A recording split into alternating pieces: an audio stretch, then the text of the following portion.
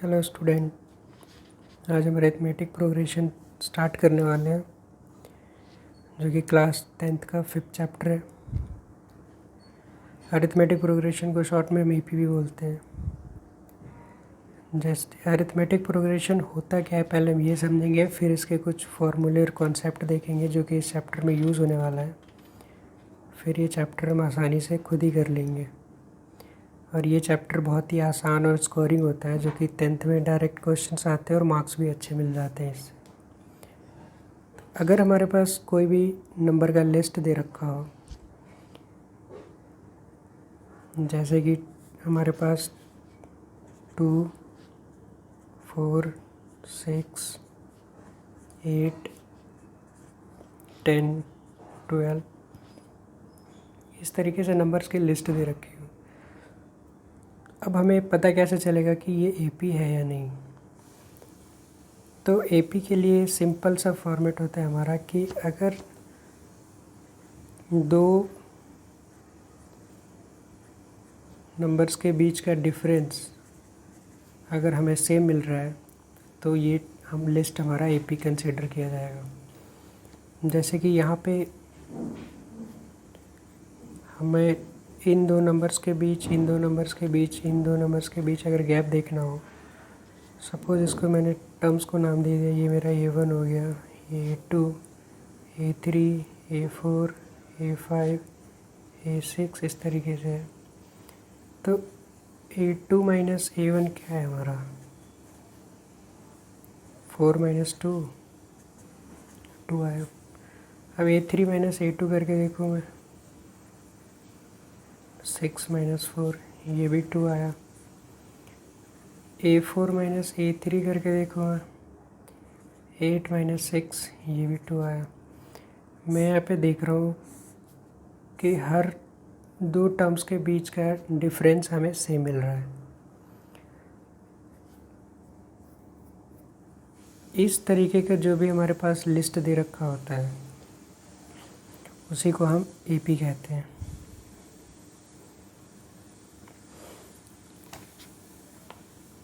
अगर हमारे पास एपी दे रखा हो 3, 6, 9, 12, 15 इस तरीके से, तो जो सबसे पहला टर्म होता है ये एपी का फर्स्ट टर्म होता है, जहाँ से एपी स्टार्ट हो रही है। इसको हम ए से डिनोट करते हैं।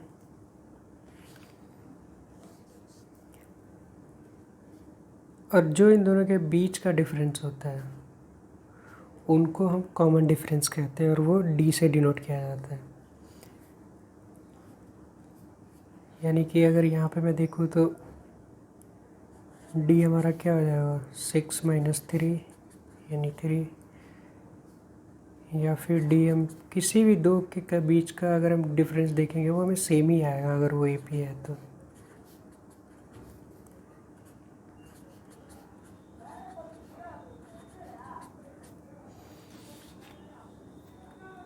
इस डी को हम कॉमन डिफरेंस कहते हैं।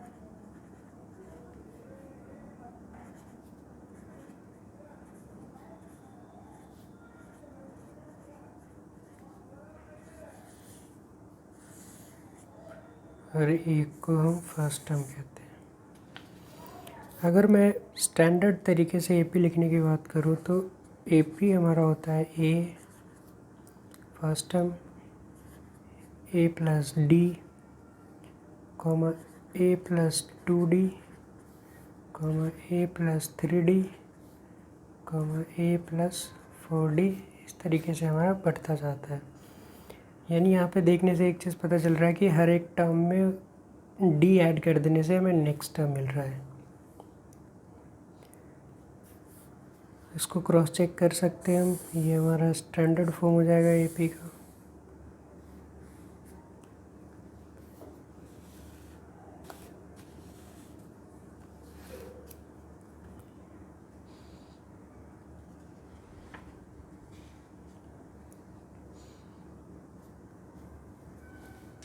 जो हमारा डी होता है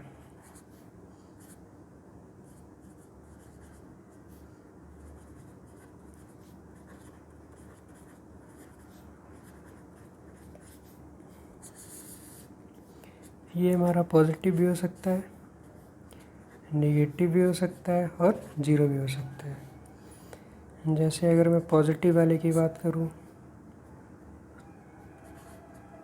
तो एपी हमारा हो सकता है जैसे इंक्रीज़ हो रहा है, बढ़ रहा है वो प्लस के टर्म में, जैसे कि 2, 4, 6, 8, 10, 12 इस तरीके से।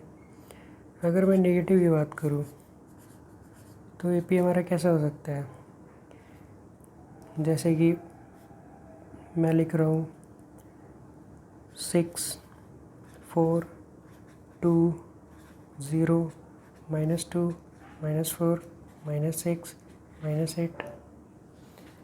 ठीक है, इस तरीके से क्या हो रहा है यहाँ पे। अगर मैं इन दोनों के बीच का डिफरेंस देखूँ, ये हमारा A1 हो जाएगा फर्स्ट टर्म, ये सेकेंड टर्म, ये थर्ड टर्म, ये फोर्थ टर्म, ये फिफ्थ टर्म। इस तरीके से अगर किसी दो टर्म के बीच का मैं डिफरेंस देखूँ, जैसे कि मैं यहाँ पे चेक कर रहा हूँ A2 - A1, तो वो हमारा आ रहा है 4 - 6 यानी कि -2। यहाँ पे डी हमारा नेगेटिव हो गया। अब अगर मैं ज़ीरो की बात करूँ तो उसमें हमारा एपी क्या होगा, जैसे कि 2, 2, 2, 2, 2। इन दोनों के बीच का कॉमन डिफरेंस मैं देखूँ तो हमेशा ज़ीरो आएगा। तो डी हमारा पॉजिटिव भी हो सकता है, नेगेटिव भी हो सकता है और ज़ीरो भी हो सकता है।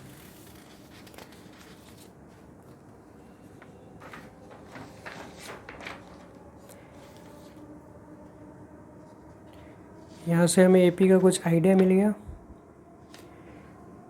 बाकी के हम क्वेश्चंस करेंगे तो हमारे सारे डाउट क्लियर हो जाएंगे। हम इस यूट्यूब चैनल पे क्लास 10th, 11th और 12th के फिज़िक्स, 10th के साइंस और मैथ, क्लास 11th के फिज़िक्स, मैथ सारा हम करने वाले हैं। और हम एनसीईआरटी के अलावा अलग से भी बहुत सारे क्वेश्चन प्रैक्टिस करेंगे, ताकि थोड़ा सा एफर्ट करने पे हम क्लास 10th में 100 आउट ऑफ 100 मार्क्स ला सकते हैं। क्योंकि क्लास 10th का मार्क्स लाना मैथ में काफ़ी इजी है, बस थोड़ा सा ध्यान देना होता है। तो इस तरीके से एपी हम कैसे लिख सकते हैं। हमारे पास अगर मैं एपी की बात करूं तो फर्स्ट टर्म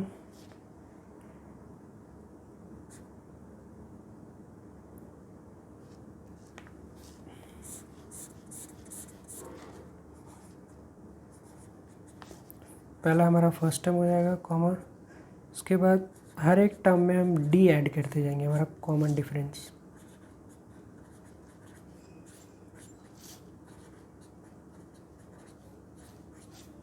सो ऑन। इस तरीके से ऐड करने पे हमें हर एक नेक्स्ट वाला टर्म मिल जाएगा। जैसे कि हमें 3 टर्म दे रखा होता है, 4 टर्म, और हमें 5th टर्म पूछ ले, 6th टर्म पूछ ले, वैसे हमारे पास उसके लिए फॉर्मूला भी होता है। और हम इस तरीके से भी नॉर्मली कॉमन डिफरेंस ऐड करते हुए अपना वो टर्म फाइंड कर सकते हैं। अब इस इतने तरीके से अगर हमारे पास बहुत सारा टर्म दे रखा हो तो वो तो हम सिर्फ लिखने से हमें काफ़ी टाइम लग जाएगा। इसलिए हम एक फार्मूला यूज़ करते हैं जिससे कि हमें डायरेक्ट वो टर्म मिल जाए। इसके क्वेश्चंस, इस चैप्टर के एग्जांपल्स भी करेंगे हम, क्वेश्चंस सारे एक्सरसाइज के भी करेंगे। अब हमारे पास एक फार्मूला आता है, जैसे कि हमें कोई भी एक टर्म फाइंड करनी होगी। जैसे कि कोई भी एक एपी दे रखा है और इसमें पूछ दे कि 10th term, 11th term, 12th term हमें पूछना हो, बताना हो, तो उसके लिए हमारे पास स्टैंडर्ड फॉर्म होता है। जैसे कि जो हमारा फर्स्ट टर्म होता है वो हमारा A1 होता है। जो हमारा सेकेंड टर्म होता है वो क्या है, A+D। जो हमारा थर्ड टर्म है वो क्या है, हमारा A+2D। जो हमारा फोर्थ टर्म है वो हमारे पास क्या है, A+3D। यानी मैं देख रहा हूँ कि यहाँ पे जो मेरा टर्म है, जिस टर्म की बात हो रही है, उससे 1 - D के साथ मल्टीप्लाई करके और A ऐड हो रहा है और हमें वो टर्म आसानी से मिल जा रहा है। जैसे A3 की बात हो रही है तो 2D यूज़ कर रहे थे, A4 की बात हो रही है तो 3D यूज़ कर रहे थे। इस तरीके से अगर A5 की बात हो रही हुई तो हम 4D यूज़ कर रहे होंगे।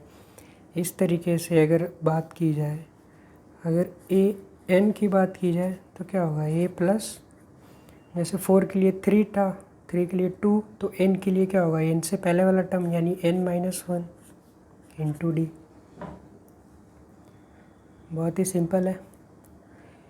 यानी जो टर्म हमें फाइंड करना था उससे एक टर्म पहले का टर्म नंबर लेके उस पर हम D से मल्टीप्लाई करके उसको A से कर देंगे। तो ये जो होता है इसको हम बोलते हैं nth टर्म।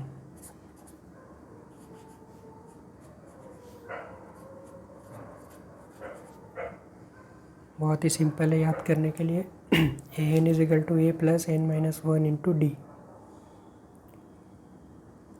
यहाँ पे A क्या है हमारा,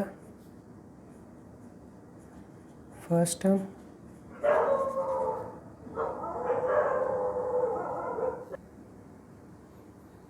और D क्या है हमारा, कॉमन डिफरेंस।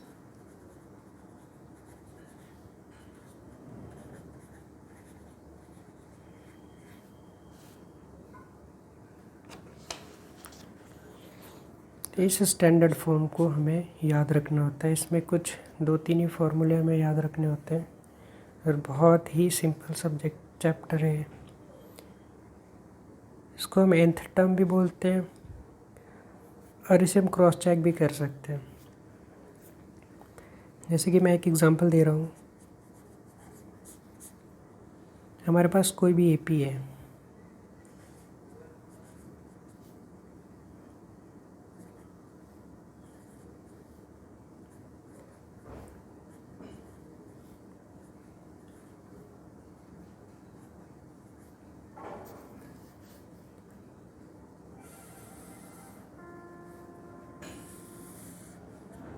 सपोज इससे आगे भी टर्म है हमारे पास।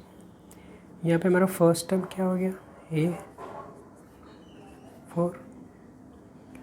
कॉमन डिफरेंस हम चेक करेंगे। यहाँ पे 12 माइनस 8 4 आ रहा है, 16 माइनस 12 4 आ रहा है, 8 माइनस 4 भी 4 आ रहा है। यानी कॉमन डिफरेंस हमारा क्या हो गया, 4। D हमारा 4 हो गया। ठीक, अब इस फॉर्मूले को मैं चेक करना चाहता हूँ कि फॉर्मूला ठीक है या नहीं।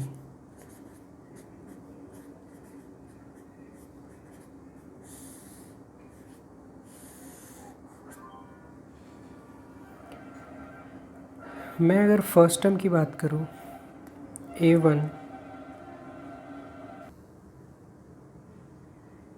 क्या होगा हमारा, n की जगह पे मैं 1 वैल्यू पुट करनी है, तो A1 क्या हो जाएगा हमारा, A प्लस n की जगह पे 1 वैल्यू पुट करनी है, 1 माइनस 1 इंटू D, यानी A प्लस 0D, यानी A हो गया हमारा। और A क्या है हमारा, 4 है।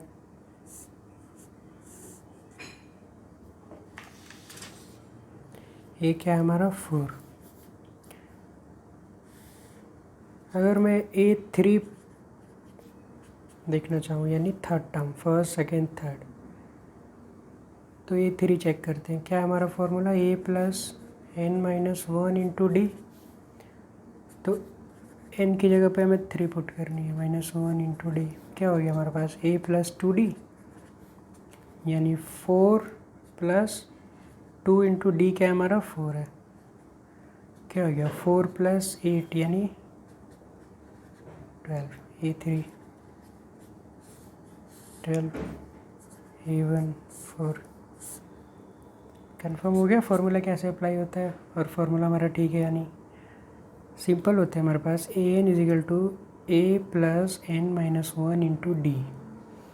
जो भी टर्म पूछना होगा, जिस भी टर्म से पूछा जाएगा, 5th term, 6th term, 7th term, 8th term, उसको an की जगह पे वो वैल्यू पुट कर देनी है बस, और इससे हमारा वो टर्म आसानी से फाइंड हो जाएगा। ठीक है,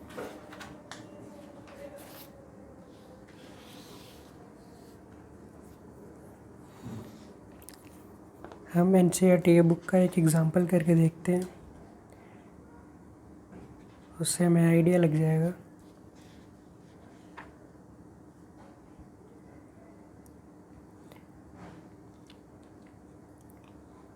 एग्जाम्पल नंबर 1 है, इसमें हमें ए पी गिवन है। अगर ए पी गिवन है इसका मतलब कॉमन डिफरेंस उसमें हमें चेक करने की ज़रूरत नहीं है, वो क्वेश्चन में गिवन है। और अगर हमें चेक करने के लिए बोला जाएगा कि ये ए पी है या नहीं वो बताए, तो इसके लिए हमें क्या करना है, हमें सिर्फ कॉमन डिफरेंस 2 3 4 टर्म के बीच का निकाल के देखना है। अगर सब में सेम आ रहा है तो ये हमारा ए पी होगा।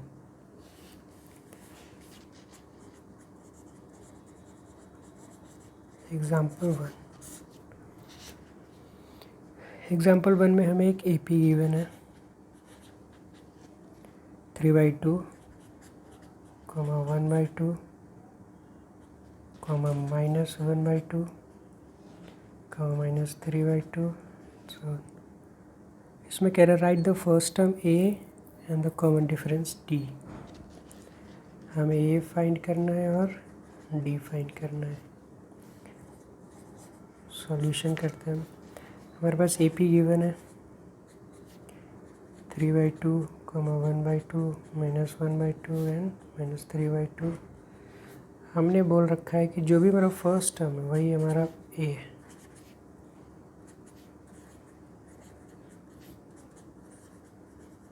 क्या है हमारे पास 3/2।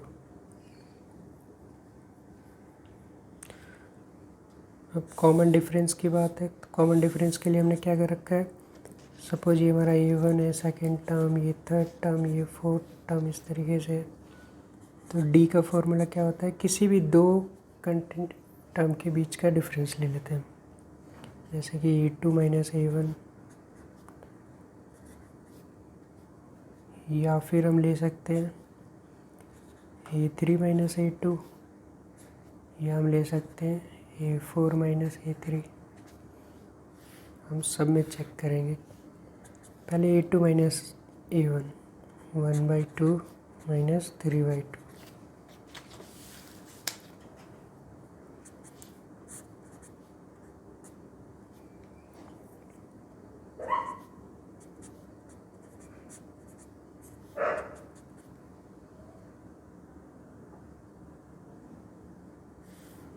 यहाँ पे हमें -1 आ रहा है। अब इसमें चेक करते हैं। A3 की वैल्यू क्या है हमारे पास, -1/2, माइनस A2 की वैल्यू क्या है हमारे पास, 1/2, -1 -2/2 -1। यहाँ पे डी की वैल्यू हमारे पास आ गई -1। यहाँ पे चेक करते हैं हम। A4 की वैल्यू क्या है, -3/2 -1/2। ये हमारा हो जाएगा -3/2 + 1/2।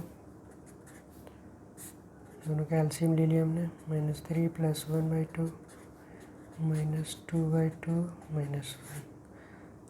यहाँ भी डी हमारा, यहाँ भी हर जगह में डी -1 आ रहा है, यानी डी वैल्यू हमारी क्या हो गई, -1। अगर एपी दे रखा है तो हम किसी एक में भी चेक करके वैल्यू पुट कर सकते हैं। और अगर पूछ रहा है कि एपी है या नहीं वो बताना है, तो फिर हम थोरली जाएंगे, 2 3 को चेक करेंगे और फिर हमें पता चल जाएगा कि एपी है या नहीं। कई बार एपी पूछता है तो कुछ हम सिर्फ 2 ही टर्म के A2 - A1 और A3 - A2 करके छोड़ देते हैं, लेकिन हमें एटलीस्ट 3 टर्म चेक करनी चाहिए। क्या पता अगर 4, 8, 12 फिर 13 हो, तो एटलीस्ट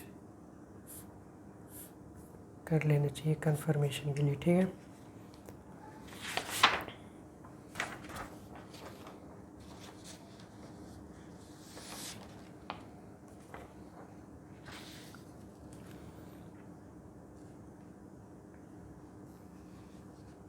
अब हमारे पास एक और टॉपिक रह रहा है, sum of first in terms of an AP. इसमें क्या होता है, एपी गिवन होती है, उसमें हमें इतने टर्म्स के बीच का सम निकालना होता है जितना टर्म हमें गिवन है।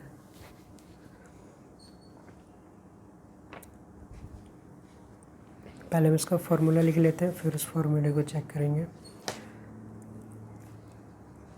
एपी का ये लास्ट टॉपिक है, इसके बाद हम अगले इस वीडियो में हम इतना ही देखेंगे। सिर्फ इंट्रोडक्शन था हमारा, और मेनली यही होता है पूरे एपी में। नेक्स्ट वीडियो से हम सारे एक्सरसाइज के क्वेश्चंस करेंगे उसमें, और क्वेश्चंस प्रैक्टिस होने के बाद फिर हम कुछ एक्स्ट्रा क्वेश्चंस भी करेंगे ताकि हमारा कॉन्सेप्ट और भी क्लियर हो जाए।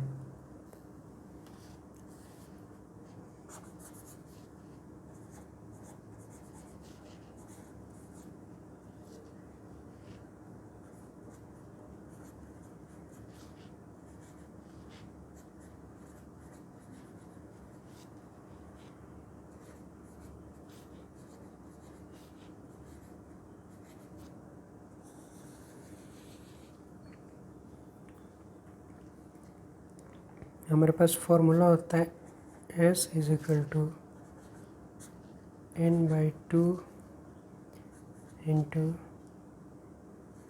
a plus n-1 into d।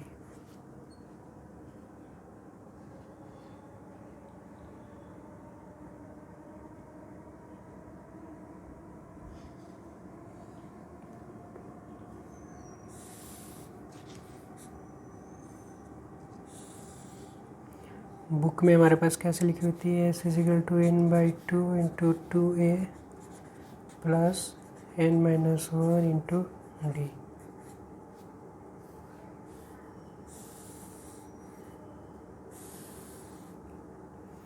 इस फॉर्मूले को थोड़ा सा समझते हैं हम, ताकि इसके मॉडिफिकेशन के साथ हम क्वेश्चंस को आसानी से अटेम्प्ट कर पाएँ।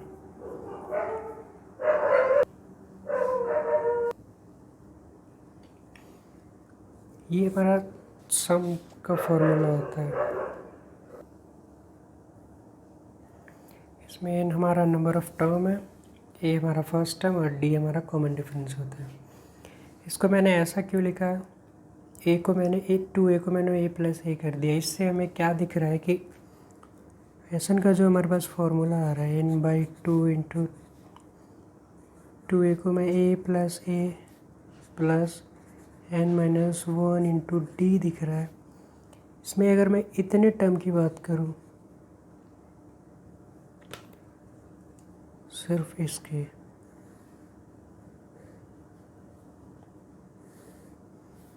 तो यही हमारा an का फॉर्मूला होता है।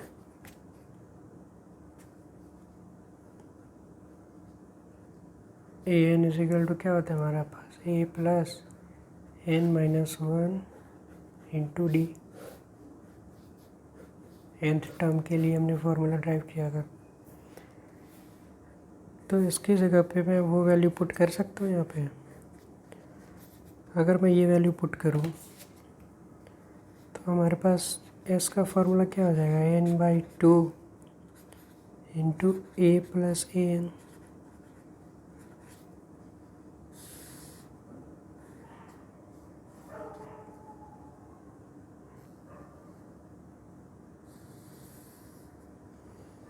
तो हमारे पास एक ही फॉर्मूले 3 टाइप से मिल गए और हमें तीनों यूज़ करना है। जहाँ भी जिस तरीके की ज़रूरत होगी हम वो फार्मूला वहाँ पे यूज़ कर लेंगे। हमें याद बस हम एक इसको याद कर लेंगे तो बाकी दो अपने आप इसमें दिख जाना है, क्योंकि s का formula n/2 to 2a plus n-1 into D, ये हमारा सिंपलेस्ट फार्मूला है।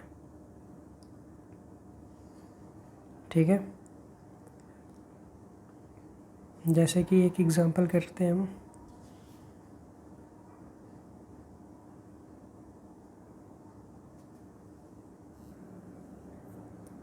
हमें भी एग्जांपल नंबर 11 करेंगे।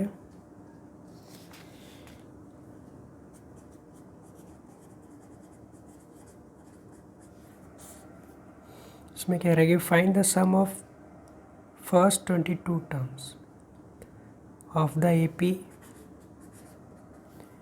दे रखा है 8 3 -2। हमें जिस टर्म तक की बात हो रही होती है वो हमारा n हो जाता है, नंबर ऑफ टर्म। यहाँ पे 22 कह रहा है, a हमारा क्या होगा 8 और d क्या होता है हमारा, दो टर्म्स के बीच का डिफरेंस 3 - 8 यानी -5। तो हमारे पास d भी निकल गया। ए भी मिल गया और एन भी मिल गया। ठीक है, बस अब हमें क्या करना है, सम निकालना है। तो इसका फॉर्मूला लगा देना है, सिंपल। एस एन का फॉर्मूला क्या होता है हमारे पास, n/2 into 2a plus n-1 into D. Value put कर देना है। n कितना है हमारा 22, S22 is equal to 22/2। n की जगह पे वैल्यू पुट कर दी मैंने 2, a की जगह पे 8 प्लस n की जगह पे 22 -1 इंटू डी की जगह पे क्या होगा हमारा -5। इसको सॉल्व करेंगे, 11 16 प्लस 21 इंटू -5 इंटू -5,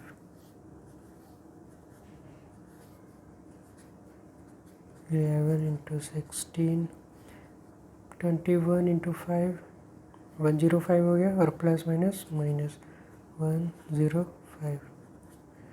ये हो गया हमारा 11 इंटू 89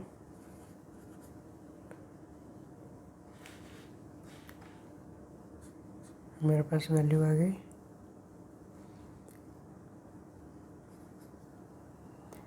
9979। और ये हमारे पास नेगेटिव है तो वैल्यू आ गई -979। S22 यानी S22 इज इक्वल टू -979। ये हो गया हमारा सम ऑफ फर्स्ट 22 टर्म्स। अब ये नेगेटिव इसलिए आया क्योंकि हमारा डी नेगेटिव है। मैंने स्टार्टिंग में ही बता दिया था कि डी हमारा पॉजिटिव, नेगेटिव और ज़ीरो भी हो सकता है। तो यहाँ पे हमें फाइनल वैल्यू क्या आ गई, -979। इस तरीके से हम एपी के सारे एक्सरसाइज और सारे चैप्टर बहुत ही आसानी से कर लेंगे। तो इस वीडियो में इतना ही होगा, बाकी के हम नेक्स्ट वीडियोज़ में एक्सरसाइज करेंगे। Thank you.